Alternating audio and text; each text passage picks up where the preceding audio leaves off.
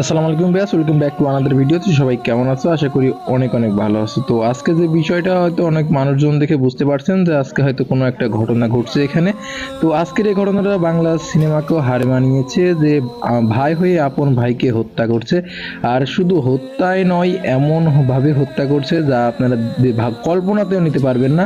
তো দেখুন স্ক্রিনেতে যেই মানুষটার ছবি দেওয়া আছে এটাই কিন্তু, এই মানুষটাই কিন্তু নিহত হয়েছে। মর্মান্তিক এই ঘটনা ঘটছে কুষ্টিয়া জেলার ঝাউদ ইউনিয়ন মাছপাড়া গ্রামে। ঝামেলাটা তাদের হয় জমি জায়গা নিয়ে। তো কয়েক ভাই মিলে জমি জায়গা নিয়ে ঝামেলা হওয়ার কারণে তার এই অবস্থা। তো জাস্ট এখানে কিন্তু সবাই উপস্থিত হয়েছেন শুধু মানুষটাকে দেখার জন্য। তো আসলে বলার ভাষা হারিয়ে ফেলেছি যে এখন আপন ভাই হয়ে ভাইকে হত্যা করছে।